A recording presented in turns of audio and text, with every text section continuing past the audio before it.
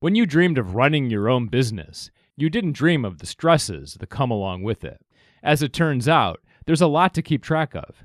At Wintrust, we provide the services you need to make running your business every day simple so you can focus on enjoying what you've worked so hard to build. Don't wait to get the support you need to help your business grow. Visit wintrust.com/together to talk to a banker and learn how Wintrust can support your small business ownership dreams today. Member FDIC. Hello and welcome to Resistance, Resilience, and Hope, Holocaust Survivor Stories, a podcast co-production of Illinois Holocaust Museum and Education Center and Chicago's Studio C. The mission of Illinois Holocaust Museum and Education Center is expressed in its founding principle: remember the past, transform the future. The museum is dedicated to preserving the legacy of the Holocaust by honoring the memories of those who were lost, and by teaching universal lessons that combat hatred, prejudice, and indifference.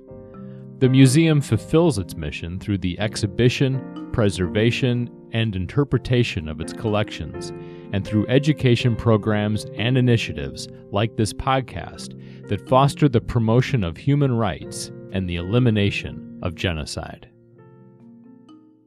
On this episode, we hear the incredible story of Erna Blitzer Gorman. Erna was born in France, but ended up spending almost 2 years of the war hiding with her family on a farm in Ukraine. In the tiny hayloft where they hid, Erna had to keep so still that she became mute, and her muscles atrophied so severely that she temporarily lost the ability to walk. Just 10 years old at the time she escaped this confinement, with the war still on, Erna and her family crawled in the snow near the Russian border, with Katyusha rocket artillery lighting up the sky. So because of those flashes in the sky and the shooting back from the other side of the road, the dirt road, and there was an airplane raid, and we scattered off, crawled off the road, and I was with my mom, and my dad had my sister. And the airplane came, I imagine, must have been a German airplane that they must have communicated in some ways for it to be there. And they dropped a bomb. And all I could see was that blood running down her side. Erna Blitzer Gorman has had, in her words, a very eventful life, and a very interesting one. She came to the United States in 1953 and settled in Detroit, where she lived with her aunt and father. She initially found work in a sweatshop where she did piecework in the manufacture of shirts, but soon left the low-paying job and found work as a salesperson at a wholesale jewelry house, and years later sold real estate. Erna was married for 63 years until her husband passed away about 5 years ago. She has 2 sons and 3 granddaughters, and in late 2019 moved to Highland Park, Illinois, to be closer to family. Erna began telling her Holocaust story in 1992 and has spoken to thousands of audiences from Detroit's Holocaust Museum to schools and churches throughout the Midwest. She has also been the keynote speaker at 2 university graduations and holds a pair of honorary doctorates of education. Erna is the author of the memoir While Other Children Played, A Hidden Child Remembers the Holocaust, published in 2010. A passage from that book begins our conversation. We spoke over Zoom. In early childhood, life depended on silence. I have lived Anne Frank's fears and terrors. I have lived Elie Wiesel's loss of a parent, just as freedom lies ahead. I have lived guilt, hatred, and extreme shame. I have lived Victor Hugo's Les Miserables. I I have lived love and having wonderful children. I have lived the pain of cancer when it strikes loved ones. I have lived financial comfort and easy living, the beauty of sunsets and quieting waters. I have lived through agony in hopelessness of depression. I lived. Destiny has dealt me a generous hand in this fabulous life. Oh, how I lived, Erna Gorman. You were born in 1934 in Metz, France. So when your family decided to move to Poland in the summer of 1939, not long before the German invasion of Poland, you were just 5 years old. Yes. How would you describe life in those 5 years leading up to the war? And I know that you don't have personal recollection of that, but what can you tell me? I don't know much at all, I must say. What can I tell you? My family consisted of four: my dad, my mom, and my sister Suzanne, and myself. And what would you tell me about them? Well, I don't know my mom. I don't remember. But my dad, he was never very successful as far as I know. He used to sell clothing, rag business, they used to call it. But pre-war, this is all I can remember about him. My mom and dad met in France. They met and married in Metz. And moving ahead to 1939 then, what went into their decision to leave France? I can only assume that it was because they knew what was happening in Germany, because Metz is quite close to the German border and many other borders. It was a strategic little town, tiny town, but strategic town. So when you arrived in Poland, you settled in the town where your father had been born. Right, Roosevelt. He had a large family. Very, yeah. And you remained in Poland for a couple of years. What was life like during this time of German occupation? Well, my father's family was very hyper and they were always screaming, and my grandfather was very strict and also very nervous person. So, my grandfather was quite comfortable, and they had a very large house with a courtyard in the middle. And all the children lived in different apartments within that courtyard. And that's where we remained until one day they disappeared. This is when the Germans had come in. The four of us must have been out for the day. I'm not sure. But when we came back to the building, everybody was gone. I didn't realize, but we were threatened by neighbors because they had taken over already that huge house, but everybody was gone, and they were threatening my family that something terrible would happen.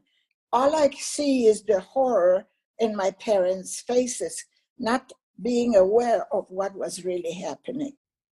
So, having escaped the Germans, you eventually found yourself in Ukraine, settling where your mother had been born, near the Russian border. Right, Monastyrzyska. And there, I remember quite a lovely family. The most outstanding thing for me was the gentleness of my mother's family. I always speak of this very pudgy, very poor grandfather that used to take me on his lap. That was the first softness that I can recall in my lifetime. I know that we lived in a very small house, quite a large family. There were many aunts and uncles. I don't remember children. I just remember my grandparents. My grandmother was a very tiny, tiny person, with a white apron all the time. And I just remember her baking bread in a stone oven, always baking. But my grandfather, he used to take me on his lap again, And he would cuddle me, and I would pull on his payas, things like this. And I just never, my parents were not very demonstrative at all. So I don't remember any softness before that. As a child, that's a terrible thing, you know. Yeah. So at your young age, what sense did you make of what was happening? Nobody was explaining anything to the children, at least in my family. I'm sure my parents never, as it is the practice now, where they would people would explain to their children. But even my sister, that was 6 years older, didn't understand what was happening, you know. And naturally, me being so young, I didn't know either. Do you remember being scared? Oh, yes. Oh, yes. Actually, I remember my father sort of exploding a little bit as we left even Rosvadov, my father's town already. Be silent. And that was the main theme. Be silent. Don't ask questions. Not that I knew how to ask questions. I was so young. I just did what my parents told us. I was going to also ask, and I know that at this time you were very young, but what did it mean to you at that time to be Jewish? I know that you've said that you realized that because you were Jewish, you were destined to die. Absolutely. But at that time, I knew it had something to do with my religion. And in Poland, in those days, religion, the Jewish, actually, Orthodox religion was most important in my family, as far as I know. So at any rate, I understood that. Yes, I did. And what about the conditions of poverty that you were all living in? How did things go day to day? Well, as I said, we lived in a very small house, and there were aunts and uncles. As far as food, I do not recall. But I recall they had only about 2 or 3 rooms altogether, plus a little kitchenette, which had a sitting area, which turned into a bed and a stove and a little kitchenette. And the aunts and 2 uncles were in the other rooms, and my grandparents. So things were pretty quiet externally until a young Nazi arrived. Well, would you like me to tell you his name? Please. Okay, his name was Joseph Schwemberger, which I did not know that at the time. It's only when I did my research that I have a very large amount of information on him. I don't think he had a heart, for one thing. He was cruel, not that I could see, not that I would know, because I was always told, don't go outside, don't go try and find a playmate or anything. You stay inside and you hide. The point of that was, if you made yourself invisible, you did not exist. Therefore, you had a chance to survive. But I did not realize all these survival problems at the time yet. I knew I was Jewish, and it had something to do with that. Then Joseph Schwemberger, when he came in or gave the orders, we were all moved to a ghetto. Now, was he in charge of a troop, or was he mostly working solo? Well, he had I think 2 other, perhaps only 1 German with him, because I never saw them. I was always hiding, so I would not be known that I'm alive. But he had a lot of helpers in the village. And his objective was to create a ghetto? Right. And he did that. And we were moved. I do not recall that area at all, except, again, being totally restricted to wherever corner I was in, and told to be quiet. And that became my motto, in effect, to be quiet and not to be shown And it was difficult. I remember that very much. But with all these shiftings from ghetto to ghetto, I did not know anything why and what was happening. I sort of retreated into my emotions and to my silence. Rarely speaking, rarely. People weren't just moving, they were also disappearing on a daily basis and being murdered and sent to hard labor. Yes. And you weren't quite sure what happened to everyone. No, no, you never knew. You never knew what was it. I don't think my parents even knew. The Germans had a way of making everything very silent because you disappeared during the night. They said, we're taking you to a work camp, or, and the able bodies would go to, they sort of made it sound plausible. And I think at my age, I was not aware of most of these things, but this is what was happening then. They didn't want to in the beginning, make people feel traumatized too much. They were always going somewhere, resettle, to another place. So you mentioned the able bodies, and your father was designated as one of them. Yes.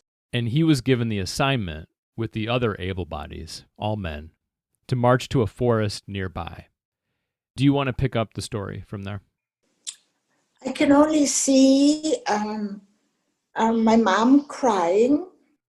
She never told me why, but I knew that there was an absence of my father in the household, or wherever we were, in the corner or whatever.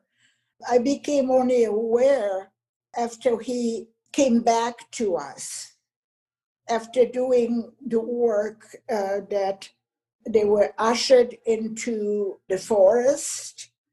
In a clearing, they made a large tomb or pit or whatever it was, mass grave. But we did not know that. When he came back and told us that, the rest of the families, the rest of the Jews in that ghetto were marched, including my mom's parents and my mom's sisters were seamstresses, so they were kept alive. Because they could repair German uniforms and that sort of thing? Right, and made shirts for the soldiers, and so forth. He had been burying my mother's family, my wonderful grandfather, the one that used to love me so much, and my grandma, and I don't know who else. And the people who he buried, they were forced to strip and shot into a mass grave, one by one. Yes. Can you imagine that scene? My heart is heavy now. Yeah. So during this time, as you've already mentioned, you were repeatedly told not to speak, not to go outside, to make yourself invisible. Yes. The thinking was, if no one knew you were alive, then you had a chance to survive. Right.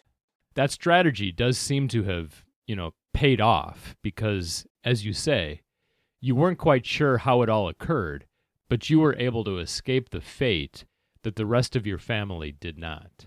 Yes. Yes, indeed. Sometimes a human being is destined to survive. By whatever means, how this all happened, personally I was able to stay sane even through all this period. To me, it's really a question, why was I so fortunate? So in these ghettos, people who were living in those conditions faced constant hunger and fear and disease. Of course. Your dad fell ill. He had typhoid. Right. The next thing I recall is And my mom sponging all these people. It's strange that I should say I remember my mom, but I remember a vision of my mom. You know what I'm saying? It's just, I don't know how else to say that. I just don't remember her as a human being now. So I remember her sponging my dad and a few other people, and I was holding a little pot or something with water. That's all I remember. I don't know when my dad came back from that place where they were all ill. I do not recall that. So the last ghetto you were in, Borky, you say that as you approached the building that you were assigned to live in, you could hear shots. Yes, well, yes. And I don't remember how we were moved from the previous place, known as Jajiska, or another little town. I don't remember any of that. I just remember that coming into that town where that ghetto was, you could hear shots everywhere. And in that building, you were assigned a corner. Yes. Other Jewish families were assigned various places throughout the building. Yes. And this was our saving place. And why? We were fortunate because there were plank floors in that building.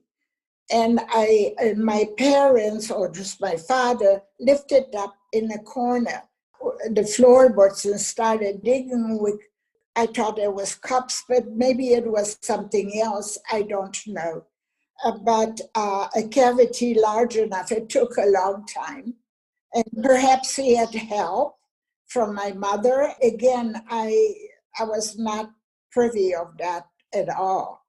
So anyhow, it was large enough that we could go into that tomb, yes. I mean, it sounds even not reality, but it is strange that I don't know.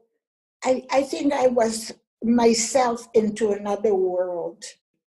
So you were in this corner of the building, and one night you could hear the doors being flung open, and your mother grabbed you. What happened from there? Well, and we slid into the cavity, and my father and sister followed. And we were truly clustered so close together, it was hard to breathe. Now, I thought it was an uncle that put the last plank down when we were in that cavity, but I don't know for sure how this happened. Maybe my father was able to do it himself through some ways. I don't know, but I remember the cavity. I had developed already then a very bad habit of being unable to control my vitals by then. So the stench and the closeness of our bodies and no air. Wow, I cannot fathom this now. It sounds like a made-up story, but I swear to you, it's not. And the Germans, they were screaming, Juden, out. So as you were in the cavity, all clustered together, the Nazis would thump their boots and Right. rifle butts into the floor. Right, because they knew Jews were making these cavities, and that's what they were trying. The building was emptied out, and we remained there. I don't remember. All I knew was hunger. When we came out from the cavity, we stayed in that cavity. We didn't want to move away from there. So when other people were taken into the building, brought into the building, we just kept our cavity, our corner. So as you said, Jews were mostly cleared out of this building, and there weren't many people left. And your family eventually crawled out and survived, finding refuge on a farm thanks to an arrangement your father had made with a Christian farmer. How did that come about? I don't know how it happened. When I thought about it, I think that that farmer had known about America. And my father maybe told him that he has a sister in America. I don't know, because we didn't have anything to give him. And usually people wanted gold or to be compensated. But I think that might have been the truth about this, how he convinced the farmer. I don't believe in anything, but maybe it was some sort of a miracle or whatever. Well, yeah, because how did their paths even cross? I don't know. It's curious. So he had given your father the information as to where he was and where to go, and you went there, crawling through the dirt and... Yes, we did until we came to the farm. And the farmer was there with his wife outside their house or whatever it was. And they were very nervous. And they took us at some distance, not very close, but some distance to the little barn that they had. We went into the loft, and there was some sort of a tarp or a blanket. And we sat down on that blanket, the four of us, and he covered the loft top with other bales of hay. And so, having taken you on in this way, I mean, he faced serious consequences. Oh, they all could have been murdered, First of all, probably from another farmer, had they been discovered, that he would report them. Because farmers or other people would get compensation for anyone that was discovered. Do you understand? Yeah, they would get like sugar or flour. Or whatever, I'm not sure. Because they were taking everything anyhow, the Germans, And the barn was tiny. Yes, I mean, it was more like a shack. It was just for hay. He had no livestock at all. So he would come late at night with buckets. Right. Oh, those buckets, I tell you. Those buckets, they are very present in my mind. And these were buckets with different purposes. Right, absolutely. One bucket for elimination, one bucket with a little water, one bucket with whatever he could spare to feed us. He would come on top and stand on these ladders still and just pass these things along. And my mother or my father were usually pulling in the buckets. He would leave immediately. I would go and hide when he would come at night with his buckets, with the 3 buckets. I would push myself into the corner. So I really never truly saw his face. And that actually recalls to mind what you said earlier about how in the ghetto, you would conceal yourself away and you really were never aware of who it was because you were just in constant concealment and hiding. Right. And when we're speaking, I realized the horror of this place, and it's just all coming all back to my mind, That doesn't seem real to me. So up until this time, you had been very quiet, but it was during this time, staying in the barn, that you describe yourself as becoming totally mute. Absolutely, absolutely. I think I was already before that mute, some of the ghettos perhaps, I don't know. Because as you know, from the beginning, I was told to be quiet. And I probably was before that time, but all I can see is the distraction of when the farmer would come. That was a big distraction. And then a constant battle of lice and vermin that were plaguing us, because we didn't have any clothing to change into or to even wash. There was no such a thing as a lot of water, basin of water and soap or whatever to clean yourself or clean. It was non-existent. And I'm sure the farmer didn't have any clothing to give us. They lived as poorly as we did, except we were in this confinement, Yeah, and with no speech and no movement and no stimulation, or very little, you say you became dead yourself. Yes. Nothing was really flowing in your brain? No. It becomes like you're just a shell and there is nothing in you.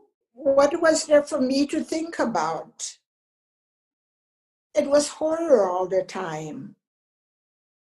I never taught even, because from a very young age, I was put in that situation never to think or to speak or to move.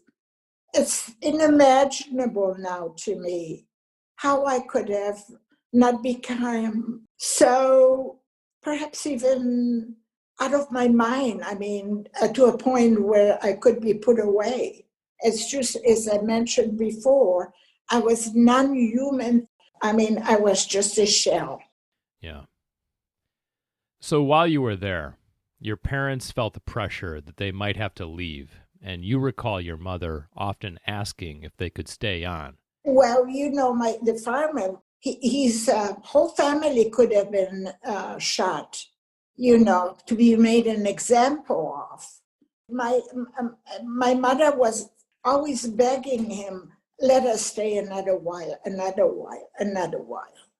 That's all I can remember from that time. And the next thing was that we were busy trying to keep the welts because of the lice and vermin that were developing in our bodies. At least mine, I know. And this constant scratching, you had to be careful because if you drew blood, you would die. My parents used to, my father on one side, my mother on the other side, try to gently clean me, from some of the lice. That's what I remember. Your family did eventually leave the loft after almost 2 years. Yes. Was the war still on at that point? Yes, well, it was when the Russians, we were very close to the Russian border, as I said before. And the Russians were beginning to come through that area. And there were battles outside, and the farmer was absolutely panicky because he was petrified of the Russians as well. And he said, you must leave now.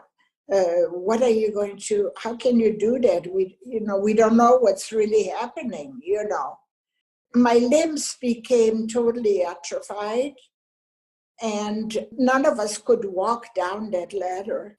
Did the farmer help you leave? Oh yeah, he carried us down. I remember him putting me over his shoulder. Anyhow, so we crawled in the snow. Now, why didn't we die of exposure? Ask me. I don't know. It was, terrifying to me at all, completely. And they were fighting on the other side of the road, a German platoon. And we were laying flat, the four of us together, in the first few hours, perhaps, of the fighting, I speak about a Russian Katyusha, which is a gun that they were shooting. Now they have where they come out of a cannon or something more modern. But in those days, they were small things that they were putting on their shoulders and squeezing something, and that flash in the sky would come out of that contraption that they had on their shoulders. So there was a lot of that happening. So because of those flashes in the sky and the shooting back from the other side of the road, the dirt road. And there was an airplane raid, and we scattered off, crawled off the road is more the precise way of leaving the road rather than, running or something. And I was with my mom, and my dad had my sister in different place, I don't know exactly. And the airplane came, I imagine, must have been a German airplane that they must have communicated in some ways for it to be there. And they dropped a bomb. And all I could see was their blood running down her side. Your father sought the help of the Russians, and they took your mother to a nearby infirmary. Right, in another village, I think. My mom was the only Jewess that came into that infirmary at the time, or at least what I can recall. And she was riddled with lice and vermin. And her clothing and her hair.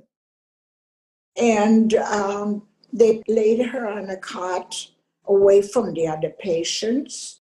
But I could hear the word Żydowa. Żydowa in Polish means Jewish. That registered in my head somehow. When they looked at this poor woman that hasn't probably washed and cleaned and wasn't human-like, who else would become an animal like that? Just a shell of a human being? Well, she died, and she was crawling with lice and vermin.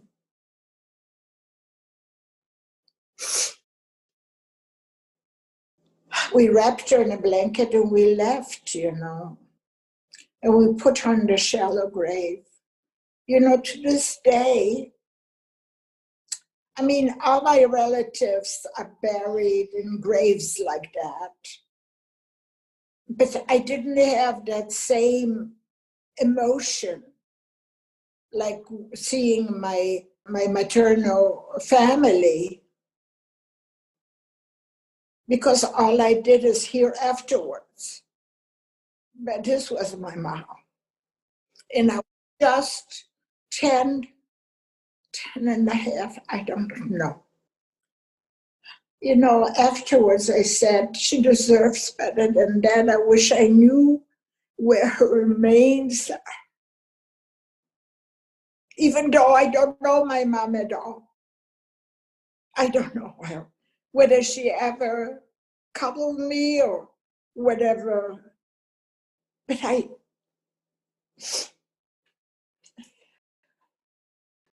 So she passed, but your survival was still very much uncertain. Yeah. Because the same dangers continued. Yeah. The bombing raids, and as you say, you were covered with lesions from the vermin. Oh, yes. They were so painful too. They were like boils. And we worked ourselves back to the Russians' side. Maybe we joined them, and, the Russians were always singing when they had a quiet time, Russian songs, And I remember one of them took me on his lap and held me down. And I think it was my dad, or maybe it was somebody else that took a knife and opened some of those boils. To me, the Russians were very kind. Everybody was always upset with the Russian armies. They did horrible things as they conquered. I don't know that. That was right after a very crucial time. 44, 45, just liberated. To me, they tried to make me human again. Did the Red Cross also provide some assistance? Well, the Red Cross eventually took us, but they were cleaning us. Into the pores, the lice and vermin settle, lay eggs, and eventually it becomes a lice or vermin, whatever it was. And they were stripping the clothes off of us, and they had a pump, like a bicycle pump, filled with DDT, I think it was, and they would spray us with that. But that took several processes. And then they took us to Paris. It was bewildering to me at the time. The feelings that I didn't have any feelings. They just made you move this way, move that way, turn around. And they were trying to deal with my lesions that I had all over my body. And it was a very, very difficult time for me. So I think we must have gone on a train, which I have no recollection of. But when we came to Metz, I had an aunt and her family that were in Switzerland. They survived in Switzerland, the whole family. They had a small apartment on the third floor for us, for my father, sister, and I. And I don't recall. Those were very trying times as well. I had a lot of difficulties comprehending everything because everything was so new to me. Even to walk on the street or whatever it might have been. And you were placed in the first grade. Oh, yes. And by this point, had you resumed speaking? Well, I might have said one word or two, but first of all, I still had part of my head shaven because of the lesions that I had that needed constant care, And I had clothing, Red Cross clothing, which I'm sure at the time were not the kind of clothing that you receive these days from the Red Cross. I still have my first, from that class, I had totally failed in everything because I didn't really understand. I needed a one-to-one care and teaching. But the worst part was at recess time, the children were calling me sale juif. Sale juif, which I didn't understand. My French then yet, I didn't, I haven't had a chance to learn the language yet. One particular time they started to jump around me, to dance around me. And they were calling me that name, sale juif.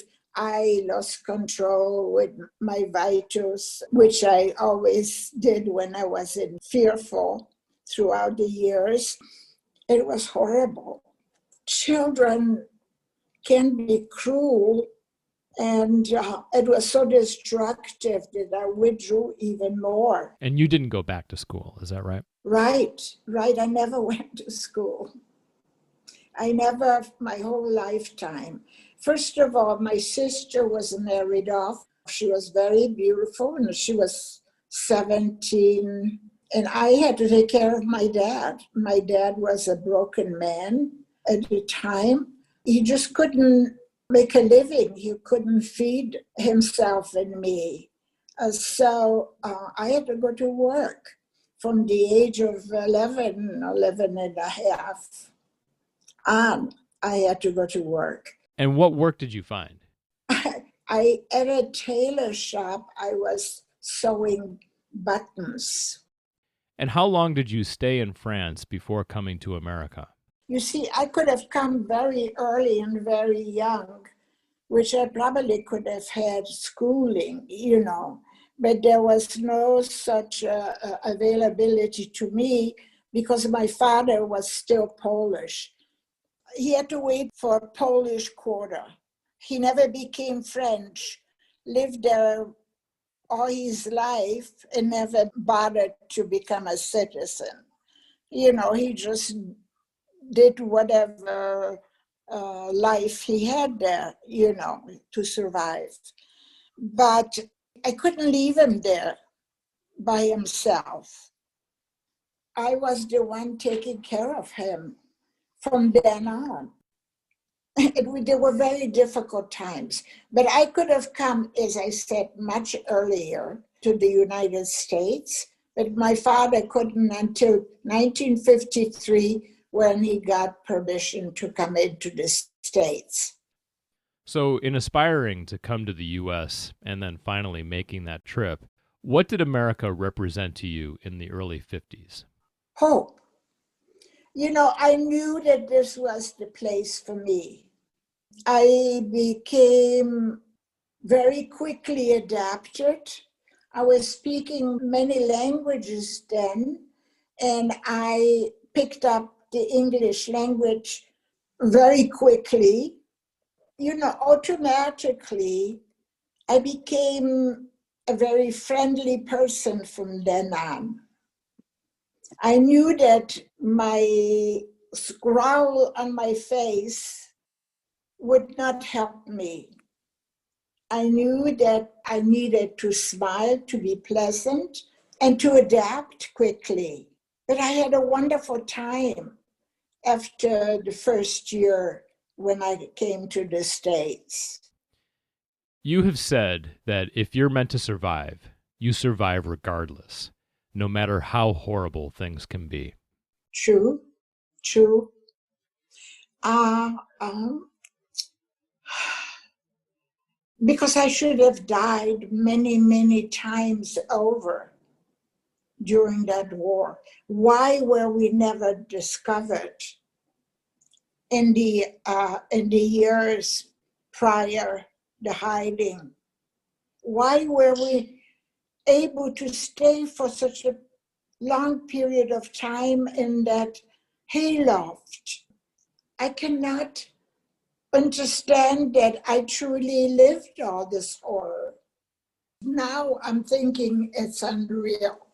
When necessity dictates that you take the challenge and you do what is important. It's difficult for young people nowadays to fathom that human life did not mean much to the world then, especially when a country wants to eliminate you because of your religion. I keep in mind my life comparable to some of the people that are being slaughtered to this day because of one group hating the other. And if a government constantly tells you one way is our way, that's the only way, then the people begin to understand that. That's what Hitler did. Erna, when did you start telling your story? When I was married and my children were at the university, I was sitting in my comfortable family room and watching a cable TV where it was the beginning of the skinhead movement. And they were sitting on a dais and all dressed in the German uniform. And they were, one of them stood up and raised his arm and said, "We are here to finish Hitler's work." What did he mean? This young, manipulated young man stating a fact like that? Did he know how destructive this is to, fearful to the Jewish population, whoever hears them, especially a survivor? How dare he said things like that? So I became very ill after that. And my children and my husband made sure that I see a doctor, a very fine psychiatrist, because I had lost it to a point that I wanted to die. I was that ill. So I did go. And for 2 years, I saw him. I used to hide from people. I didn't want to see anyone that I knew. It was a horrible time for me. And everything started coming back. But also I started tape, one of the suggestion that Dr. Luby, my psychiatrist, mentioned that I should start taping, speak into a microphone. And I made several tapes, but they were kind of disjointed. There was no particular flow to it. It couldn't get my mind to coordinate anything. So after that, one of my friends suggested there were some challenged young people in the museum that I should go and speak in a little room, so I would not be exposed to other people. And I gently spoke to them however I possibly could at a time. I was not able to do so much. But, these people had worse problems than I did. And I felt, who are you to complain when you see challenged people? What kind of challenges did they have? Many were in wheelchairs. They were sort of like vacant, some of them. They just, nothing seem to come into their minds. Well, it's an interesting contrast that you speak about there, because I think for many people to listen to a Holocaust survivor tell her story like you're doing now, someone who didn't have that life experience might have that thought that you just expressed, which is, boy, I think I have it tough. This story is putting some perspective into my life. And here you were, getting that perspective from these people you were telling the story to. Yes, you said it better than I did. And there's a commonality there, too, because you speak of nothing coming into their minds, and that's how you describe yourself during your captivity in the hayloft. I've had many difficulties in my life throughout. I suppressed my feelings of the past my whole life except the last, when I started remembering, till I went to a psychiatrist. My father and sister, we never spoke of the past. It was an unconscious pact. And to this day, had I spoken to my father, he could have confirmed, told me where my mother's remains are, and maybe he knew the road. And right after the war, nobody wanted to hear the stories. They were too ugly. including my aunt in Metz and her family, which was grown, and I was still a child. They never, ever wanted to hear it. Not that I could say it then. I was too hurt inside. I was practically destroyed human being. But nobody wanted to hear. And even when I came to the United States, my aunt said to me, listen, let's not talk about your past, you're starting a new life. It was true. But many of the survivors were unable to speak.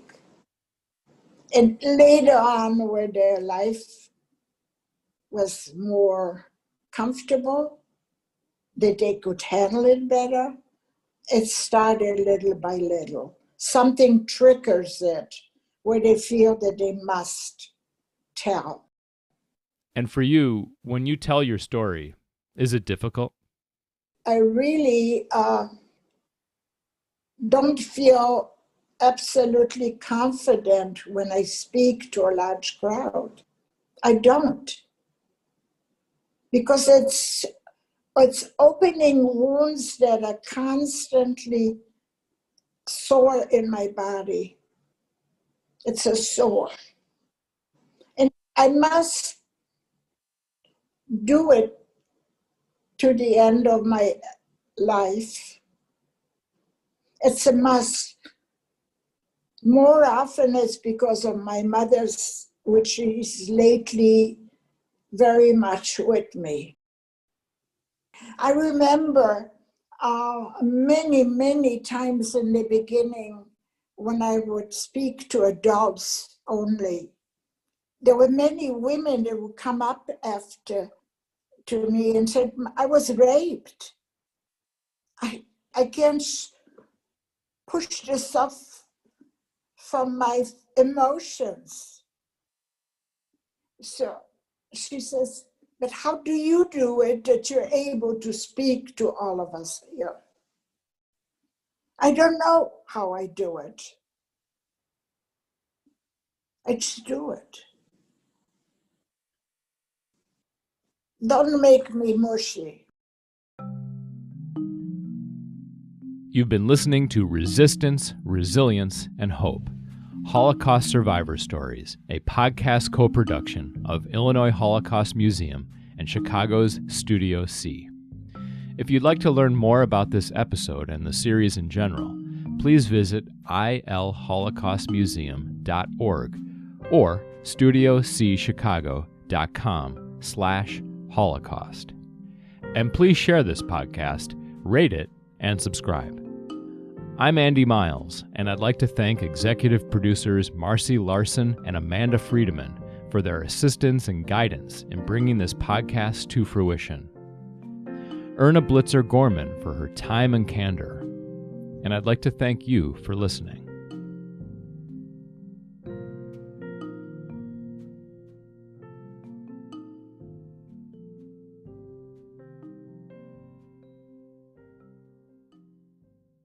If you're enjoying this podcast series, please consider a donation to Illinois Holocaust Museum and Education Center. Illinois Holocaust Museum is a global leader pioneering creative and technologically innovative ways to share survivor stories. Their mission is to share the history and lessons of the Holocaust, inspiring individuals to become upstanders and to speak out on issues important to them. Your generous donation will ensure that the museum's critical work continues for generations to come. To donate, please visit ilholocaustmuseum.org/donate or contact 847-967-4821.